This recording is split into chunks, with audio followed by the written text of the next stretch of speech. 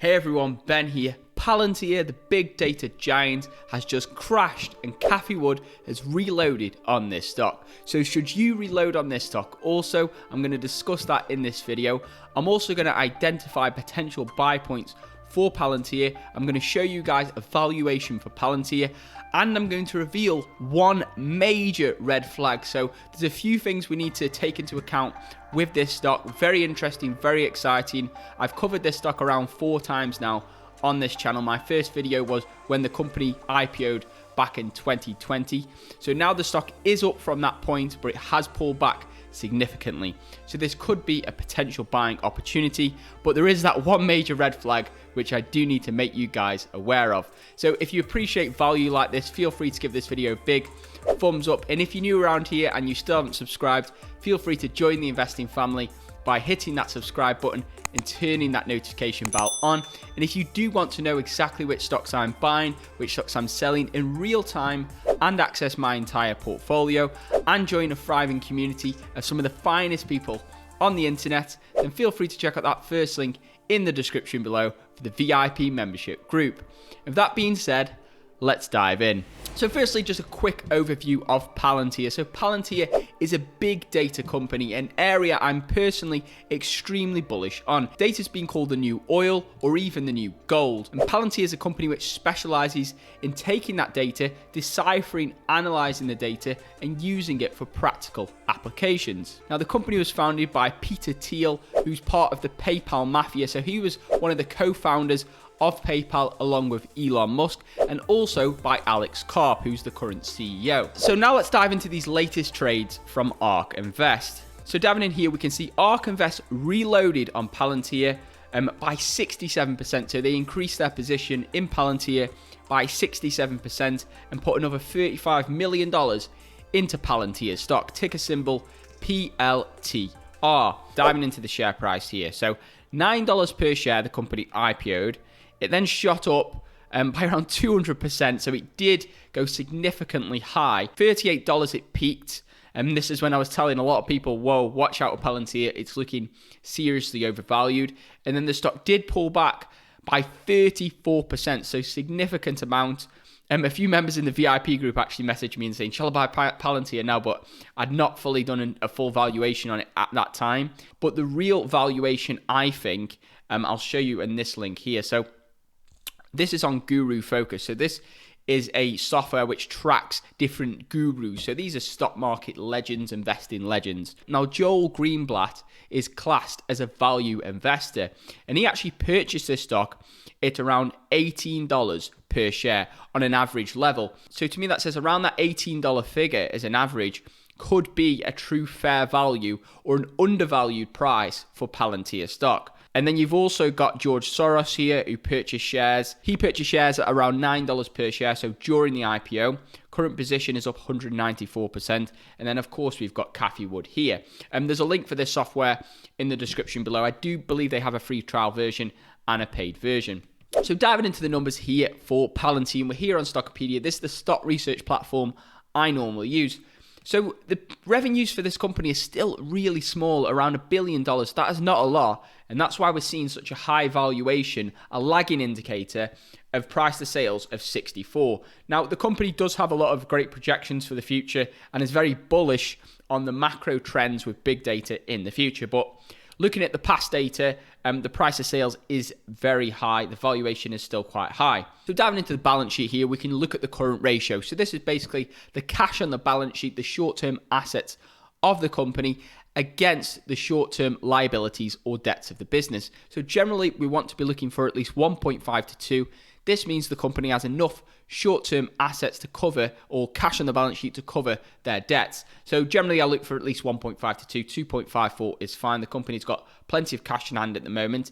The company has just started to become profitable, as I can see here in 2020. Revenues forecast to increase, as is earnings per share, as is net income. Analyst consensus, so 4 hold, 1 buy, and 1 strong buy. What I want to show you guys, though, is I actually looked at a discounted cash flow calculation, which really is the proper way of valuing companies.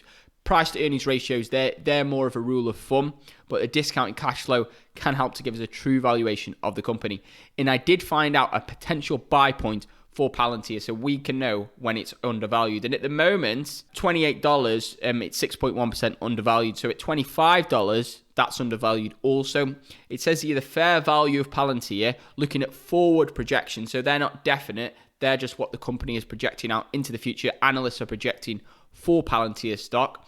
The fair value is $29 per share. So really, you want to be buying Palantir stock, if you want to buy Palantir stock, at less than $29 per share. Now, Warren Buffett generally looks for around a 20% to 25% margin of safety. So he would be looking at 25% below that level in order to get in on that stock. And I think that's what Joel Greenblatt did, the value investor. I think he got in around $18 or even less at the time. George Soros did this, he got in around $10.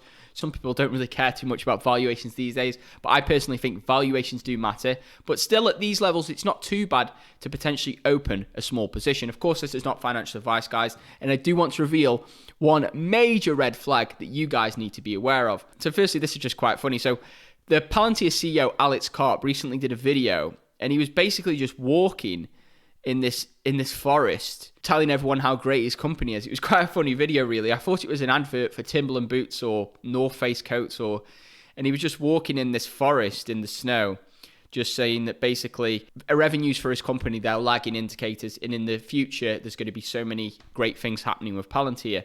And I do get what he's saying, but it was just quite a funny, interesting video. I've not seen this before from companies. But yeah, the red flag. Sorry about that, guys. The red flag. So the red flag, Peter Thiel, who was the co-founder of Palantir, sold $500 million in Palantir stock as the lockup expired. So many of these stocks, when they have an IPO, they have a lockup period.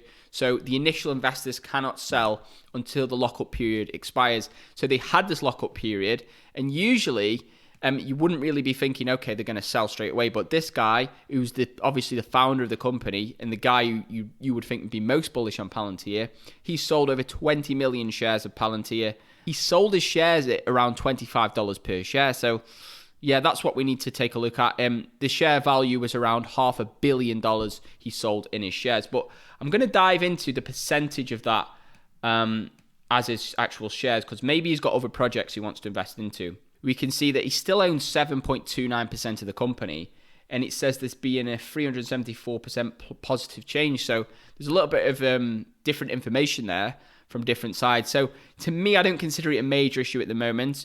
Alexander Karp, who's the CEO at the moment, he's also increased his position slightly. There's a couple of people sold out here. Bailey Gifford, they reduced their position by 50%. That's quite big. So Bailey Gifford was one of the original Tesla investors. They also reduced their Tesla stake. I did a video on this. So they've reduced that by 49%. So there's a bit of mixed opinions on Palantir. Some people think it's overvalued still. Some people think it's okay. We've got George Soros here, who's investing into the company. I think if you get in around $25, small position, okay. If the stock drops to around $18 or less, then you could potentially load up the truck on Palantir. But it is a long-term play on the macro trend of big data. One more thing I want to show you. So they did win £23 million contract, shall I say, with the NHS, which is the National Health Service in the UK, to basically look at tackling this whole global issue. So you could make the argument that many governments around the world will want to follow the UK and actually work with Palantir for their health system to defeat any future global health issues. So that could be a potential tailwind for Palantir. But let me know what you guys think. Do you think Palantir stock is a buy at these levels, or do you think Palantir stock is still overvalued and overhyped? I'd love to hear your thoughts. So comment below. If you guys found some value in this video, feel free to give it a big thumbs up. That helps out tremendously with the YouTube AI.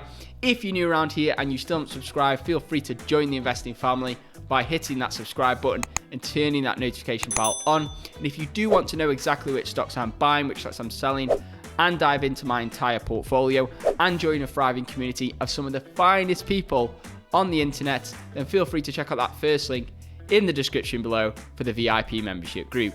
And with that being said, thank you guys so much for watching. I hope you have an incredible day, and I'll see you in my next video. Invest safe.